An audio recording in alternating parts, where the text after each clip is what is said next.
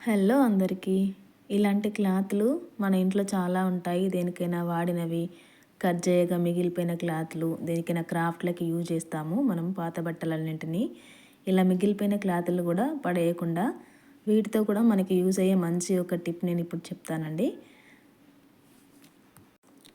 ఇలా చిన్న చిన్నగా మిగిలిపోయిన క్లాతులతో కూడా మనము ఈజీగా ఇలాంటివి రెడీ చేసుకోవచ్చండి.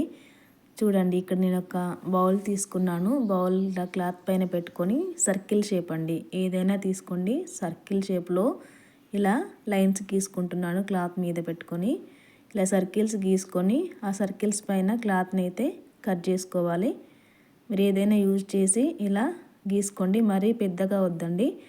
6-7 సెంటీమీటర్స్ అట్లా ఉండేలాగా చూసుకొని పెట్టి ఇలా గీసుకోండి. గీసుకున్న తర్వాత ఆ లైన్స్ మీదుగా క్లాత్ అయితే కట్ చేసేసుకోండి. దీనికైతే మనం ఎలాంటి క్లాత్ అయినా వాడుకోవచ్చండి. ఇట్లా చిన్న చిన్నగా మనకి మిగిలిపోయిన క్లాత్లు ఏదున్నా కూడా దాంతో ఈ ఐడియా చేసుకోవచ్చు. ఇక్కడ గీస్తున్న వాటిపైన నుంచి ఇట్లాగా సర్కిల్స్ అయితే కట్ చేసుకున్నాను. ఇంకా కొన్ని క్లాత్లు నేను ముందుగానే కట్ చేసి పెట్టుకున్నానండి. కావలసినన్ని క్లాత్లు ఇలా కట్ చేసుకోండి. చూపిస్తున్నట్టు రౌండ్గా వచ్చేటట్టు కట్ చేసుకొని, ఇందాక మనం బౌల్ తీసుకున్నాం కదా, అదే బౌల్ని ఇక్కడ యూజ్ చేస్తూ నేను మనం కట్ చేసుకున్న క్లాత్లు ఉన్నాయి కదా, వాటిని మిడిల్లోకి ఫోల్డ్ చేయండి. వీడియోలో చూపించినట్టు మిడిల్లోకి ఫోల్డ్ చేసి ఎడ్జెస్ పైన నుంచి పెట్టి ఇట్లాగా ప్రెస్ చేసి పెట్టి జాయింట్ చేసుకోండి. ఒక్కొక్క క్లాత్ మీరు ఏది తీసుకున్నా కూడా దాని ఎడ్జెస్ మాత్రము షార్ప్గా ఉండాలండి. షార్ప్గా ఉండే ఏదైనా తీసుకొని మీరు చేయొచ్చు. షార్ప్గా ఉన్నదైతేనే మనకి ఇక్కడ పెట్టినప్పుడు ఇలా ఆగుతుంది. ఇలా గమ్ పెట్టుకుంటూ ఒకదాని చివరికి ఇంకొకటి పెట్టుకుంటూ గమ్ పెట్టుకుంటూ ఇట్లా అన్నీ జాయిన్ చేసుకోండి. క్లాత్ పీస్లన్నీ కూడా ఇక్కడ వీడియోలో చూపిస్తున్నట్టు పెట్టుకోండి గమ్ముతో. ఇక్కడ కూడా మీరు తీసుకునే ఏ బౌల్ అయినా కూడా చిన్నదే తీసుకోండి, మరీ పెద్దది తీసుకోవద్దు. పెద్దది తీసుకుంటే మనకి ఎక్కువ క్లాతులు పడతాయి. ఇలా తీసుకోండి. చూడండి, మనకి లోపల ఉన్న గ్యాప్ అంతా ఫిల్ అయిపోవాలండి. ఓపెన్ ప్లేస్ అనేది కనబడకుండా ఎన్ని క్లాత్లు అయితే పడతాయో అన్ని క్లాతులు పెట్టుకోండి. లాస్ట్లో ఒకటి, ఇదంతా మనకి గ్యాప్ అంతా మిడిల్లో ఉన్న గ్యాప్ అంతా ఫిల్ అయిపోయిన తర్వాత ఇలా లాస్ట్ ఒక క్లాత్కి రౌండ్గా గమ్ పెట్టుకొని దీనిపైన నుంచి లోపల ఉన్న క్లాతులు ఎక్స్ట్రాలు అదంతా ఏం కనబడకుండా కంప్లీట్గా మంచిగా ఇలా క్లోజ్ చేసేసుకోండి.